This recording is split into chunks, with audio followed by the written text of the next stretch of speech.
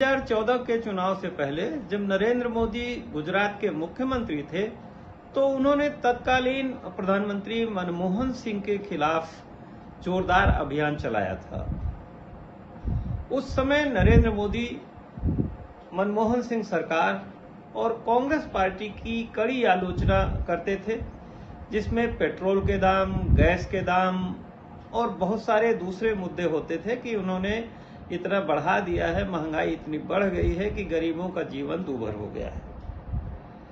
नरेंद्र मोदी जी ने बहुचर्चित भाषण ये भी किया था कि वो विदेशों से सारा काला धन लाएंगे और इससे करीब करीब 15-15 लाख रुपए सबको मिल जाएंगे।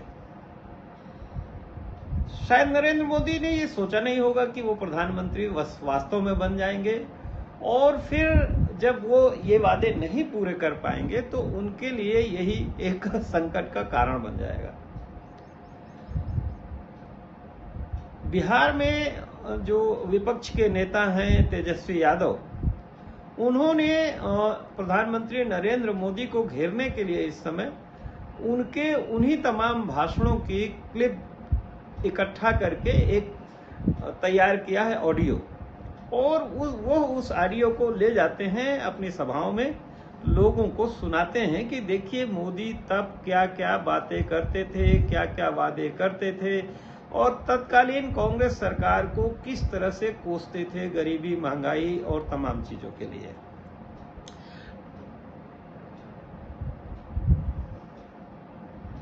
अब देखिए तेजस्वी यादव मोदी के इन पुराने भाषणों का किस तरह से इस्तेमाल अपनी सभाओं में कर रहे हैं। प्रकार से महंगाई बढ़ती गई तो गरीब क्या खाएगा, लेकिन प्रधानमंत्री महंगाई का न बोलने के लिए तैयार नहीं है, महंगाई का न बोलने के लिए तैयार नहीं। इनका अहंकार इतना है, महंगाई के लिए एक शब्द बोलने को तैयार नहीं है। मरो तो मरो, आपका नसीब। अरे गरीब के घर में चूल्हा नहीं जलता है, बच्चा रात रात रोता है, मां आंसू पी के सोती है, और देश के नेताओं को गरीब की परवाह तक नहीं है। ये गरीबी का हाल कर दिया है। वोट करने जाए तो जरा घर में जो गैस सिलेंडर है ना, उसको जरा नमस्कार करके जाइए। गैस सिलेंडर छीन लिए इन लोगों ने, और गैस जिस प्रकार से महंगा कर दिया है, याद करके जाइए। गरीब को कुछ मुफ्त में दे दो, उसको चाहिए। आज वादा करता हूं, दिल्ली सरकार 1.25 लाख करोड़ रुपए का पैकेज देगी। स्पेशल स्टेटस की बात हो, स्पेशल अटेंशन की बात हो, जो भी करने की आवश्यकता होगी दिल्ली में आने वाली नई सरकार, उसकी वो प्राथमिकता होगी। यहां पर एक शुगर की चीनी की मिल थी, ताले क्यों लग गए भाई? गन्ना करने की खेती करने वाले किसान का क्या हुआ? हिंदुस्तान के एक एक गरीब आदमी को मुफ्त में 15-20 लाख रुपए भी मिल जाएगा।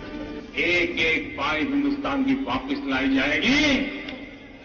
मैंने सिर्फ देश से 50 दिन मांगे हैं, 50 दिन।